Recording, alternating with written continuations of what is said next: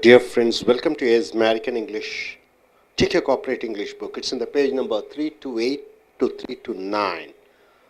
We here in American Spoken English censure. We want you to speak like Americans and Britishers. The phrases and words what they use.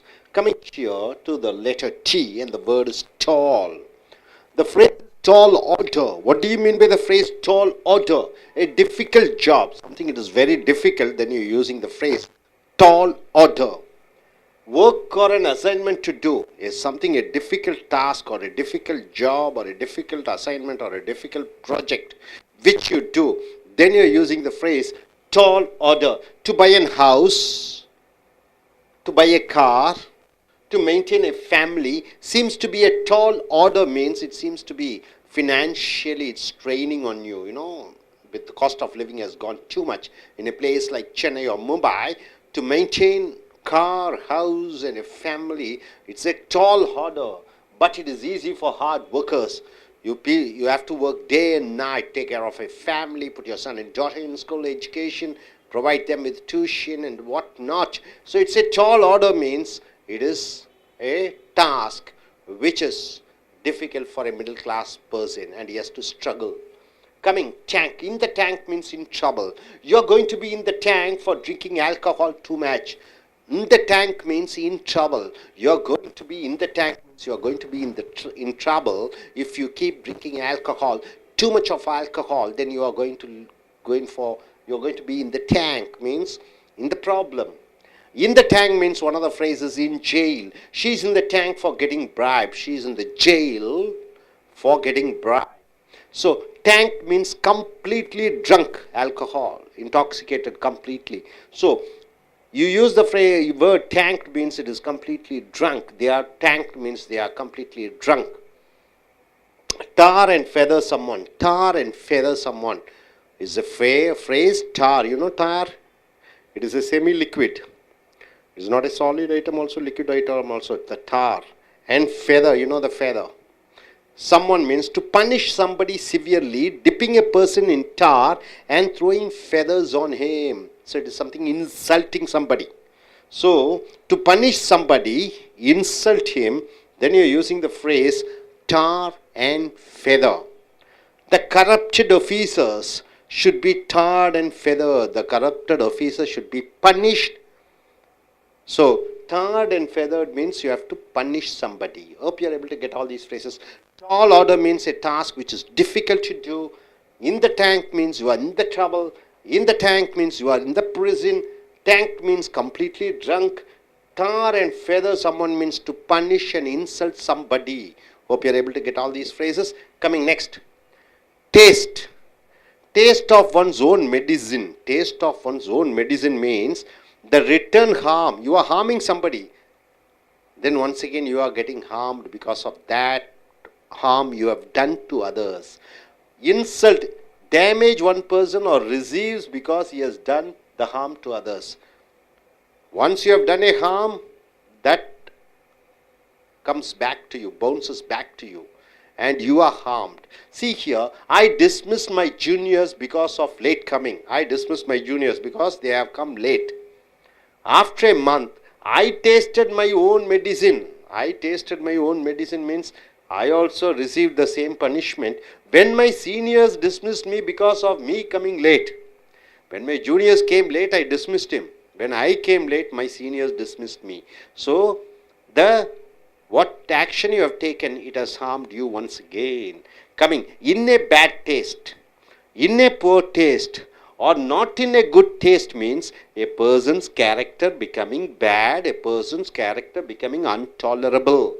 So, in a bad taste or in a poor taste, not in a good taste means a person's character has gone worse and worse. So, he has become bad in his character.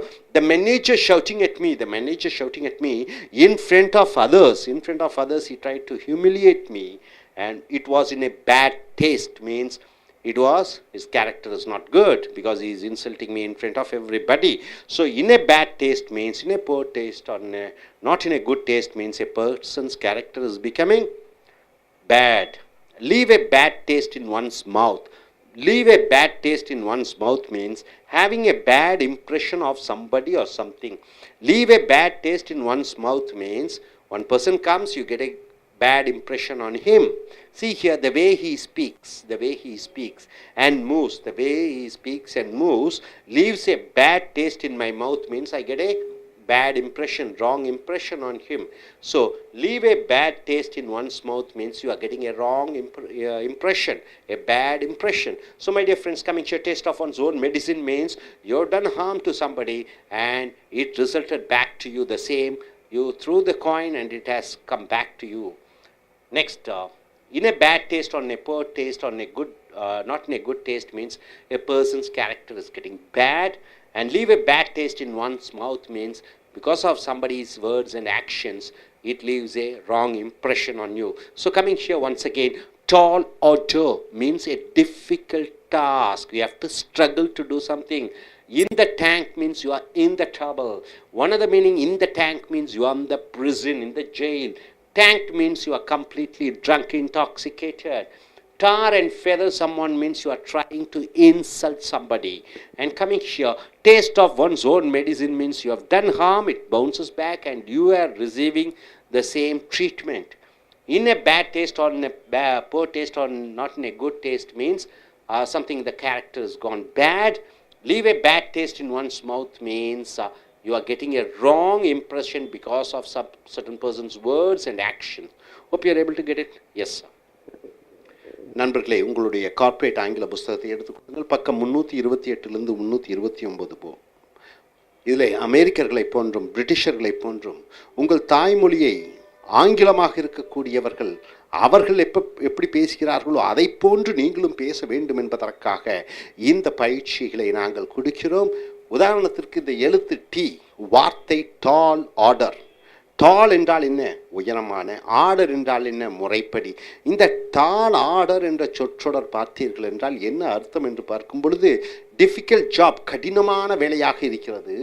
Work or an assignment to do, ஒரு வேலை கொடுக்கப்படுகிறது எனக்கு, ஒரு ஏதோ ஒன்று பொறுப்புகளை கொடுக்கிறார்கள் எனக்கு, அது மிக கடினமாக இருக்கிறது என்று சொல்லும் பொழுது டால் ஆர்டர் என்று சொல்கிறோம். To buy an house, Chennai போன்ற ஒரு ஊரிலே சொந்தமாக வீடு வாங்க வேண்டுமென்றால் கோடிகள் வேண்டும். டு பை எ கார், வாங்க வேண்டுமென்றால் குறைந்தது 5 லட்சம் 10 லட்சம் வேண்டும். மெயின்டைனிங் எ ஃபேமிலி, குடும்பத்தை காப்பாற்ற வேண்டுமென்றால் குறைந்தது 50,000 ரூபா மாதம் சம்பளம் பெற வேண்டும். Seems to be a tall order, அது கடினமாக இருப்பது ஒன்று தோன்றுகிறது. But it is easy for hard workers, கடின உழைப்பாளிகளுக்கு இது சுலபம். டால் ஆர்டர் என்றால் என்ன? கடினமானதாக இருக்கிறது.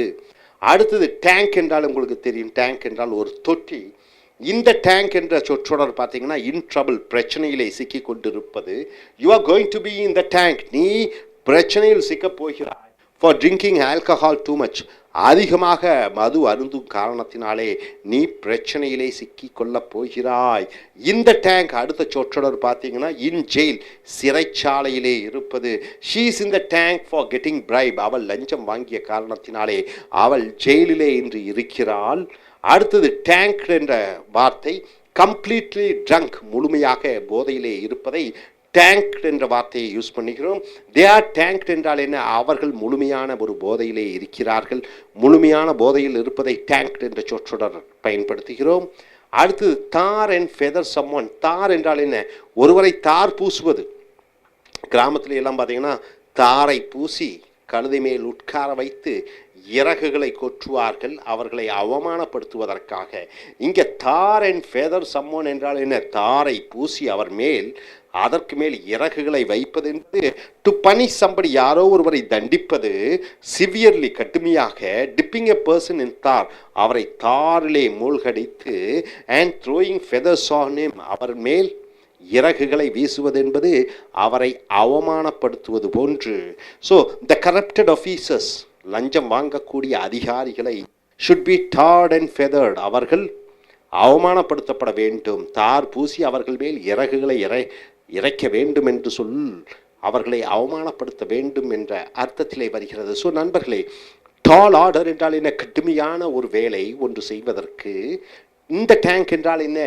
பிரச்சனையிலே சிக்கிக்கொள்வது. இந்த டேங்க் இன்னொரு அர்த்தம் பார்த்தீங்கன்னா சிறைச்சாலையிலே இருப்பது. டேங்க் என்றால் முழுமையாக போதையிலே இருப்பது. டார் அண்ட் ஃபெதர் சம்மோன் என்றால் ஒருவரை அவமானப்படுத்துவது, அசிங்கப்படுத்துவது. ஸோ நண்பர்களே, மறுபடியும் பாருங்கள், டேஸ்ட் என்றால் என்ன? ருசிப்பது. Taste of one's own medicine என்றால் என்ன? Taste of one's own medicine என்றால் என்ன? மருந்து, அதாவது த ரிட்டர்ன் ஹார்ம். நீ ஒருவருக்கு தீங்கிழைக்கிறாய், அதே தீங்கு உனக்கும் அது வருகிறது. இன்சல்ட், ஒருவரை அவமானப்படுத்துகிறாய், அந்த அவமானம் உனக்கு திரும்ப வருகிறது. Damage one person receives because he has done the harm to others. உனக்கு கெட்டது வருகிறது, உனக்கு அவமானங்கள் வருகிறது, ஏனென்றால் நீ மற்றவர்களை அவமானப்படுத்துகிறாய். நீ கொடுத்த மருந்து உனக்கே வினையாக வருகிறது, நீ செய்த செயல் உனக்கே வினையாக வருகிறது என்று சொல்லும் பொழுது taste of one's own medicine என்று சொல்கிறோம். I dismiss my juniors because of late coming. எனக்கு கீழே வேலை செய்து கொண்டிருக்கக்கூடியவர்கள் கால தாமதமாக ஆஃபீஸுக்கு வந்தார்கள் என்ற காரணத்தினாலே அவர்களை வேலையை விட்டு அனுப்பினேன். ஆஃப்டர் ஏ மந்த், ஒரு மாதம் கழிந்து, I tasted of my own medicine, நானே அதை அனுபவித்தேன். வென் மை சீனியர்ஸ், என்னுடைய மேலதிகாரி, டிஸ்மிஸ்ட் மீ, என்னை வேலை நீக்கம் செய்தார். Because of me coming late, நான் காலம் தாழ்த்தி ஆஃபீஸ் வந்த காரணத்தினாலே என்னை அவர் டிஸ்மிஸ் பண்ணினார். நான் முன் வேலை செய்தது பின் விளைவாக வருகிறது. So taste of one's own medicine என்றால் நாம் செய்யக்கூடிய தவறுகள் அது திரும்ப நமக்கே வந்து தாக்குகிறது. இன்னே பேட் டேஸ்ட் என்றால் என்ன? இன்னே புவர் டேஸ்ட் என்றால் என்ன? Or in a good taste or not in a good taste என்றால் என்ன? ஒருவருடைய குணாதிசயம், a person's character becoming bad, மோசமாகி கொண்டே இருக்கிறது. ஒருவருடைய குணாதிசயம் கேவலமாக போய்கொண்டே இருக்கிறது. அன்டாலரபிள், அதை பொறுத்து கொள்ள முடியவில்லை. The manager shouting at me in front of others, என்னுடைய மேலாளர் மற்றவர்களுக்கு முன்னாடி என்னை அவமானமாக கத்துகிறார். It was in a bad taste என்றால் என்ன?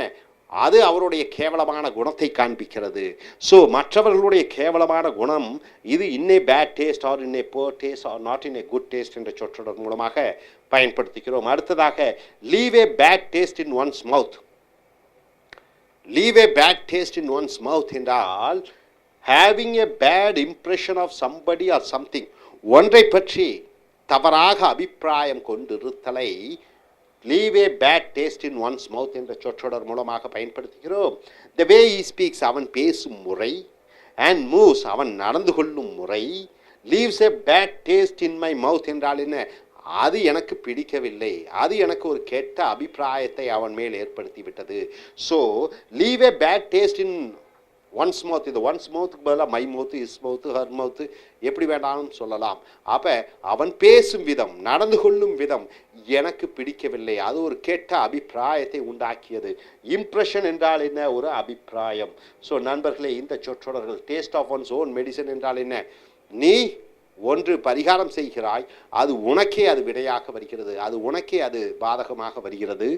அடுத்ததாக, in a bad taste or in a poor taste or not in a good taste என்றால் ஒருவருடைய குணம் மோசமாகி கொண்டே இருக்கிறது, கேவலமாக நடந்து கொண்டிருக்கிறார்கள். Leave a bad taste in one's mouth என்றால் என்ன? ஒரு கெட்ட அபிப்பிராயம் உருவாகி விடுகிறது மனதிலே. ஸோ நண்பர்களை, இறுதியாக பார்த்துக்கொள்ளுங்கள். டால் ஆர்டர் என்றால் என்ன? கடுமையான ஒரு வேலை. இந்த டேங்க் என்றால் பிரச்சனையிலே சிக்கிக்கொள்வது. இந்த டேங்க் என்றால் சிறைச்சாலையிலே இருப்பது. டேங்க் என்றால் முழுமையாக போதையிலே இருந்து கொள்வது.